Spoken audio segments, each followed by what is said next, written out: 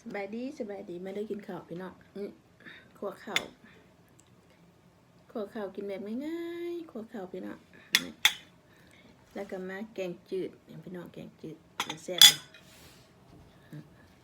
นี่แกงจืดเด้อพี่น้องเด้อมากินข้าวกันพี่น้องกินแซ่บ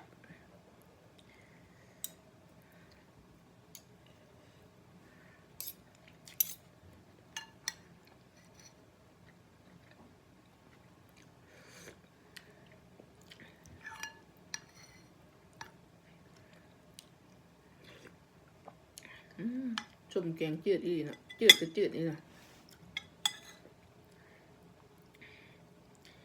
ข้าวคั่วพี่น้องข้าวคั่ว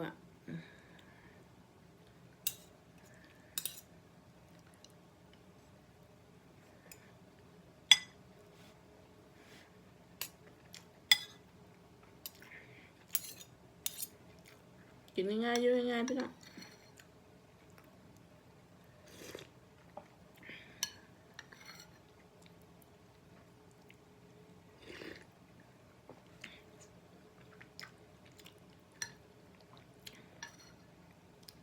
กินเอากำลังไว้ก่อน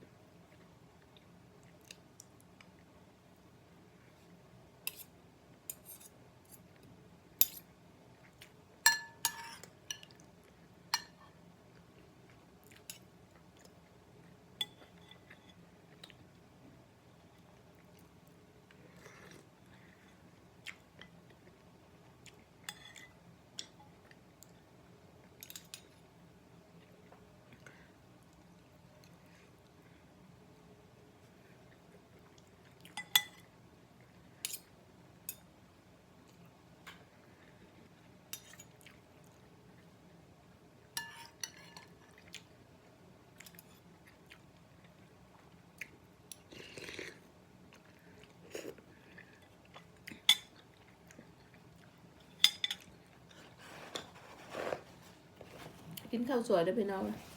กินข้าวสวยแล้วจะได้ออกไปห้องหมอไปเป็นคนเจ็บทางนั้นได้อย่างกินเนาะทางนี้ได้กินขั่วข้าว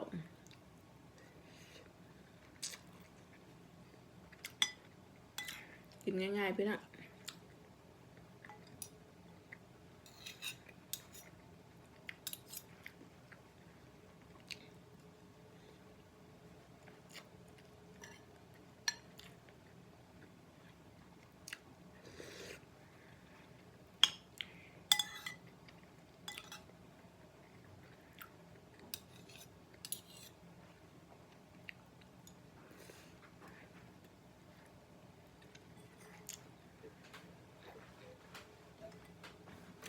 เฮ็ดเองแซ่บเองเลยพี่น้องเลยขวดเจ้หมู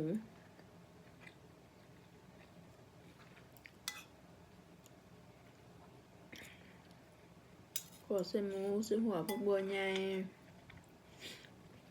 ไข่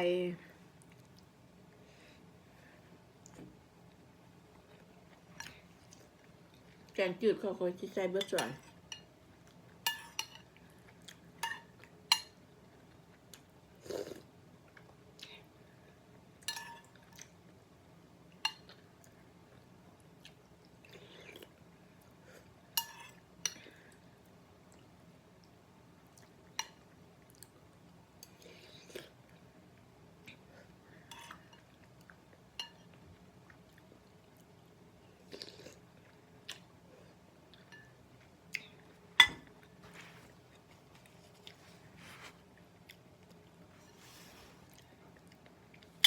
โชคดีทุกคนเด้อบ๊ายบาย